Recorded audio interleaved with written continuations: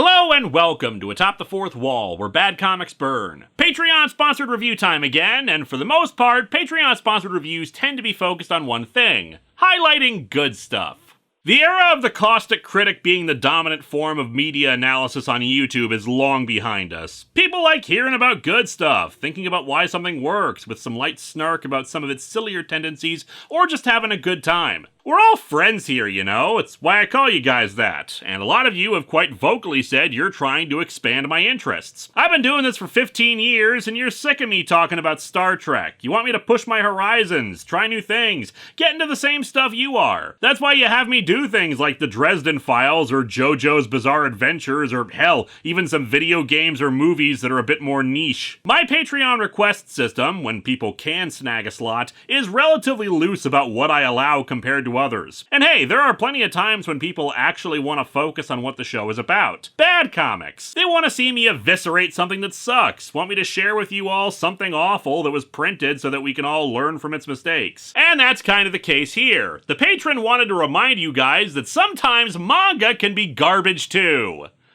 Admittedly, I probably could have told you that because of some of the Ring manga I've covered, though admittedly, those are adaptations. Frankly, I hesitate to do any more manga stuff. I'll finish off the aforementioned Ring reviews this October, but last year I actually got my first ever copyright strike for sequential art.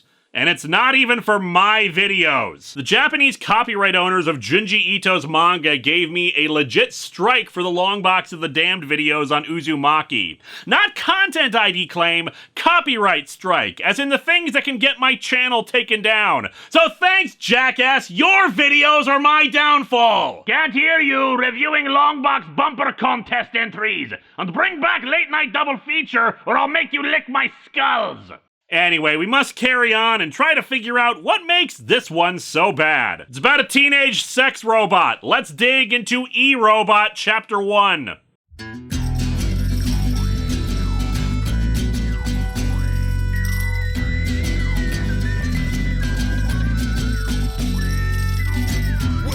to Atop the Fourth Wall, where bad comics burn.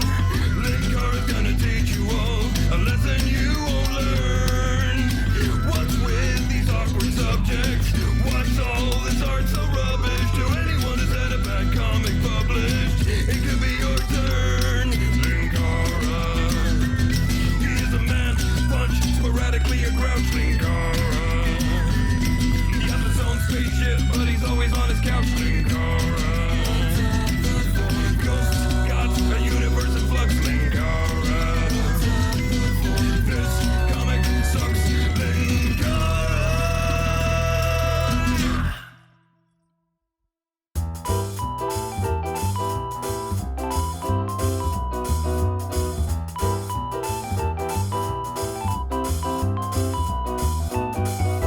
The first 3 chapters of E-Robot were printed and shown in Jump, so we don't really have a cover to look at. As such, let's just dive right in. The first page is in color, and we open on a scientist giving a lecture. What will save this world is the erotic! Okay, an unusual way of stopping Hellstar Ramina, but I'm willing to hear you out. The audience is less receptive, quickly pelting him with books and pencils and calling him a pervert. Please, just listen to me! If Tumblr just brings back the porn, we'll have a unified social media platform again! No, he says they'll understand once they meet her, and we see this pink-haired lady without any eyeballs. Fortunately, she grows some when we see her again on this title page. Chapter 1, Explosive! AI's Love Missile. Now I'm just envisioning AI art pushing out an image of a missile with a heart on it, and yet still putting terrible-looking hands on it. We truly open on a pair of high schoolers watching a girl named Hikari walk out of school. Naturally, she gives off sparkles and beauty and etc., and thus is the most desired girl in the place. It's Hikari Shirahama. She's brainy, she's great at sports. To top it off, she's cute, cheery, and kind. A triple threat cherished by all. All will love her and despair. Gaze upon her radiant beauty and have your flesh turned to stone like a gorgon. Yuki, our main character, stands from the bushes and declares to himself that today is the day he shall confess his love for her. As you can imagine, he does not, and she just passes him, and apparently my joke about turning to stone is accurate, since he just remains completely still. His friend shoves him out in front of her, and he awkwardly says hello before running off, leaving her confused. See, now this is actually one of the tropes that annoys me about this type of high school crush drama. It assumes that senpai is an idiot who can't figure out, hey, maybe this nervous, shy person has a crush on me. Sure, they're teenagers, so they're inexperienced, but not that sheltered and naive. Anyway, Yuki runs off, his friends following afterwards and berating him for not telling her how he feels. He suggests that Yuki try practicing talking to her with him. Like that wouldn't give people the wrong idea? Then do it someplace private? Hold up, Yuki, your father, he works with robots, yeah? Yeah? Yeah? Get him to make you one! Get him to make you a new father! The ultimate cute girl robot! Then you can practice your confession! I mean, you could probably get the same effect by buying a Furby and practicing on that instead. She could even be super erotic! As opposed to the regular amount of erotic. Are you stupid? What creeper of a dad is gonna give his teenage son a sex robot? Yuki spots a tiny kitten about to be run over by a car, so he quickly dives in to rescue the poor thing. However, the truck gets stopped by pink-haired robot lady, who also jumps in, and the truck stops by hitting her boobs. Boob barricade! Okay, we're doing another one of these, but under protest. Boob barricade! Rack roadblock! Opie obstruction! Stacked stockade! Busty bulwark! Melon immobilizer! Mammary mitigator! Bosom blocker! She stopped the truck with her chest? When you say it like that, it sounds like she flashed him. My chest is both flexible and durable. So you're saying what are truly indestructible are robot boobs? It's the ultimate armor! Okay, this is not what people mean when they talk about boob armor. So in this universe, Iron Man made his suit out of robot boobs, and the scientist's idea for stopping war was to build a robot whose breasts could halt an explosion? And finally, she stopped the truck with her chest? Well, they do say that airbags save lives. Why did I agree to this review?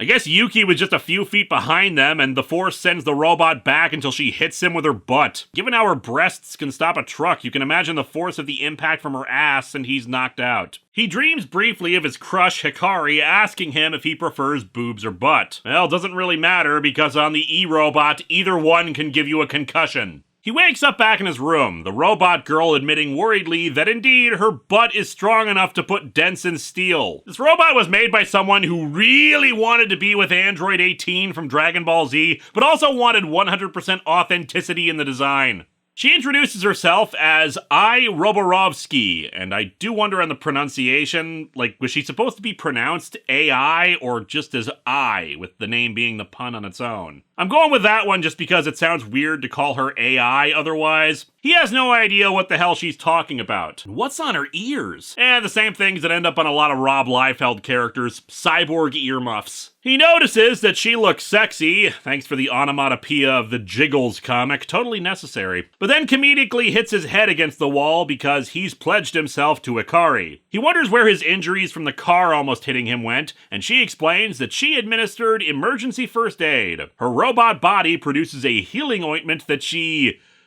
applies by licking him all over. Okay, so obviously the story is not hentai or it would not be on my show, so I asked Vega to tell me about this and she explained— It's ecchi! Ecchi is a Japanese slang word basically referring to sexy stuff, but like in a fun, playful way. Think of it as kind of a suggestive or lewd, but not like straight up porn. You can think of it as double entendres or sex puns. There's an entire subgenre of stories in Japan, usually comedic ones, that focus on stories like this, where they make sex jokes, or characters being horny, but not actually having any hardcore material in it at all. In America, the equivalent would be like a high school sex comedy, like Porky's or the American Pie movies. And that's ecchi. Thank you, Vega. You can go now. That's all I needed. That's it? I thought we were going to talk about anime. No, we weren't. That's all I needed. But the new season of Love Live Sunshine and Mirror is good. No, I don't need to hear about that. You can go now.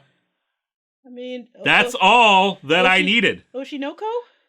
That is all that I needed. Screw you.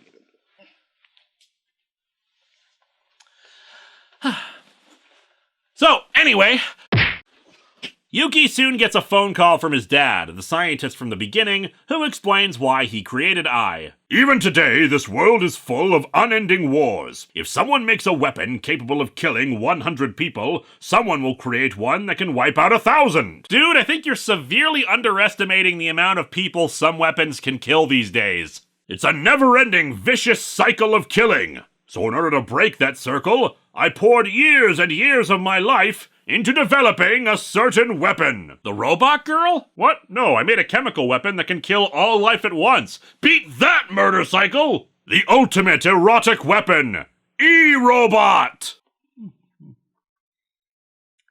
Why is she a teenager?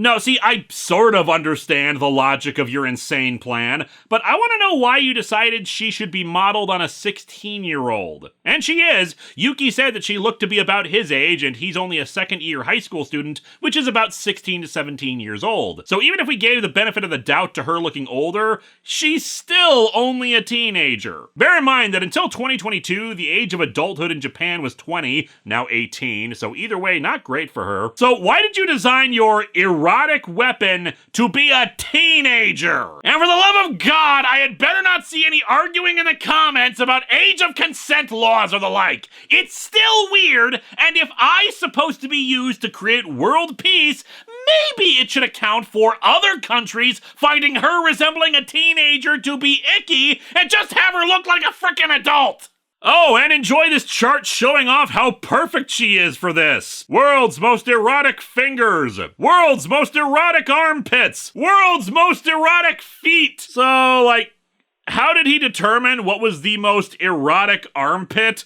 Did he have consultants? Is there a mathematical formula for this? Every part of her is perfectly erotic. What about her ears? No! People who are into ears are frickin' degenerates, and I will not be catering to them. Now let me tell you about her erotic nose hairs. Mr. Yuki, please don't look down on the perverted. Look, I'm not trying to kink shame here. You build a sex bot and you have a fetish for a particular body part, fine. What I am questioning is something that probably should have been brought up in the design phase because I fear it caters to certain perverts who should never be catered to. The age thing. I's astounding eroticism will usher in world peace. Oh, yeah, drop this thing into North Korea at 7 a.m. and you will be partying by noon. Shock of all shocks, the academics did not think that the sexy robot will accomplish anything, so in order to prove his theories, the scientist wants Yuki to make use of I and provide proof of the power of the erotic. Is this the human condition of madness, leader? It is. Because this story is not actually pornographic, they don't just have anyone outright say, "Have sex with the robot, Shinji." Mr. Yuki, please help me as I explore the limits of perversion. Well, considering there is no actual sex or nudity in this comic, I'm pretty sure I found said limits. She hugs him, exclaiming that her powers will be of use to him. And indeed, the hugging actually allows her to read his hearts and emotions, figuring out that he's in love with someone, and thus she wants to help him out with that. His dad, still listening in, wants to know more, but Yuki just hangs up and runs away. Of course, Ai has a top speed of 250 kilometers per hour, so she easily catches up and glomps him. God, remember glomping? I'm old. He finally explains his situation to her, and Ai decides that they have to have him tell Hikari how he feels. Her plan is to hug him during it, because her hug can calm nerves. He points out how weird that would be, so she changes tactics. Get her to confess feelings for him. You just have to gallantly save her when she's in trouble. Be her knight in shining armor. She'll fall in love before she knows it. Okay, I'm beginning to understand why Yuki's dad made her a teenager. He has about the same understanding of how love works as one, and programmed it into her. And what a coinky-dink! Robbers have taken over a bank and are holding several hostages, including Hikari. As such, I believes they have to go rescue her. The two quickly arrive, stopping in front of the police barricade. Get back! This is dangerous! By the way, is that girl super cute or what? Steve, I'm gay! How many times do I have to tell you that? She sure is. Might even say she's erotic. She sure is. Might even say that you two have skewed priorities and are kind of awful. The bank security shutters are down, but that obviously won't stop Ai, who, starts dancing and posing erotically. This girl started dancing! So cute! So sensual! So weird! So gross! The cops develop nosebleeds because this is a manga and they decide to pull back. Meanwhile, Gary the asexual cop is looking at all the others and being all, "What the hell is wrong with you people?" I demands that Yuki look at her cleavage and her legs, which does something? I don't know. Him having a boner is somehow critical for this rescue operation. The robbers lift the shutters to try to find out what the hell is going on, which allows our heroes to slide under them and into the bank. Boob sled! God damn it, manga. That pun was actually kind of funny. The robbers pull their guns on them, but I pulls a Marilyn Monroe by having her skirt flip up. Not even a breeze in here, but her skirt's flapping all on its own. It's skirting the thin line between covering up and exposing it all. And you don't want us exposing ourselves. And this makes them drop their guns? So, like, if we showed actual porn to these people, would it make their hearts explode? The robbers make a break for it while Yuki rescues Hikari, who's unconscious. Hey, pull yourself together! Right, boss, even if we gotta forget about those partially visible panties, no way I'm forgetting about this fully visible money! There is logic in what he says. Somehow she creates, like, a hologram or a school hallway where she walks past two robbers and it reminds them of a girl they were into in school, and that somehow makes them stop? Their boss, thinking they've ruined everything, opens fire on Yuki and Hikari, but Ai gets in the way, deflecting the bullets with her boobs. 15 years of this job, and I'm still finding new sentences I've never said before. Who is this kid? I'm the ultimate erotic weapon. I'm basically a taser with jiggle physics. And to highlight that point, she just breathes on the guy's ear, through his ski mask at that, and it, I don't know, gives him an orgasm so powerful he collapses? Or maybe he's dead, who knows? Yuki is impressed that she managed to end this confrontation without anyone getting hurt, thinking this must be the power of the erotic. Oh, but it's not over. It seems the robbers had a contingency plan with a bomb in case things went south. It'll explode in 3 minutes. Hurry and grope my chest! Well, No time to explain, but we can escape if you just grab me! Spoilers for the next minute, there is in fact plenty of time to explain. This thing is just trying to be comedically horny. Yuki instead tries to raise the shutter again. I wonder why the super strong robot doesn't just do that instead of her actual plan. Addie asks if she feels embarrassed about any of this. She admits she does feel a little embarrassed by being so perverted, but that it's also her sworn duty as an E-robot to save the day. As such, she grabs his hands and puts them on her boobs, which launch out boob missiles! Here are some more puns that Vega provided me for this moment. D-cup deterrent, bosom barrage, Victoria's Secret compartment. The missiles, of course, blow a hole in the wall. Your boobs blew off! I can just reload them. Yeah, but a better question is, how did they stop a truck before when they were missiles this whole time? But whatever, they take Yuki and the robbers out as the building explodes with 0 casualties. Hikari was rushed to the hospital before Yuki could speak to her, nobody believed the robber's story, and Ai flees because the missile attack destroyed her bra. Later at school, Yuki and Hikari meet again, our hero once again determined to tell Hikari how he feels.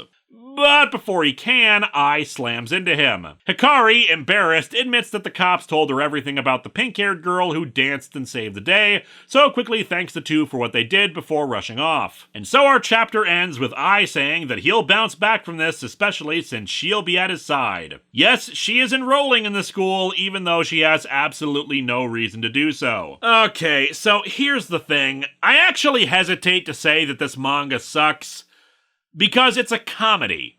It is supposed to be outlandish and absurd. It is supposed to be absolutely goofy and ridiculous, with moments like bouncing boobs deflecting bullets. It is supposed to be laughable that a sex robot focused on the erotic will somehow save the world and her powers of looking hot will stop a bank robbery. It's still squicky to me to have Ai be in the form of a teenage girl, yet is supposed to be this sexy, desirable object that everyone pervs over. But I can't help but feel that that's part of the joke. I don't think it's a a good joke and it's not my brand of humor, but I get it and what it's trying to do. It's a lot of slapstick and sex jokes about a robot who has the power to bring about world peace by giving guys boners. It's not supposed to be anything sophisticated, and trying to judge it as if it has any loftier aspirations than even a softcore porno seems unfair and dumb. I don't think it's particularly good, but I'm also not the target demographic of this in the slightest, so what the hell can I say? Next time, we'll see something that probably does have some loftier aspirations. 2 stories from the Overwatch webcomic.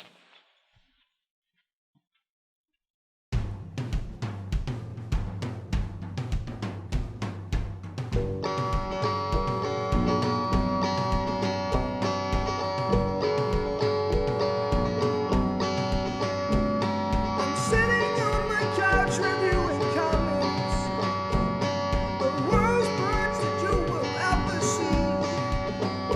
It's sad that comic books are for geeks, but they're not. They're for everybody.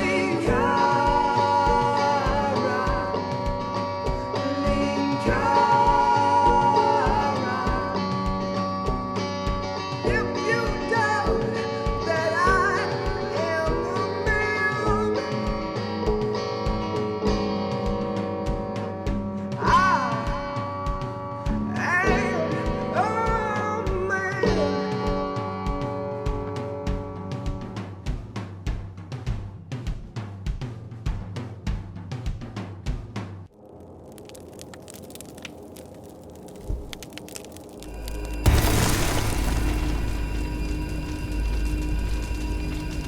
What will save this world is the erotic! Your confusing thesis has captured my attention. Tell me more. Hello my friends, please take a moment to like this video, subscribe to the channel, and click the bell for notifications on new video releases. If you'd like to support future videos, you can check out my Patreon or purchase a t-shirt via Teespring or Shark Robot. Thanks for watching!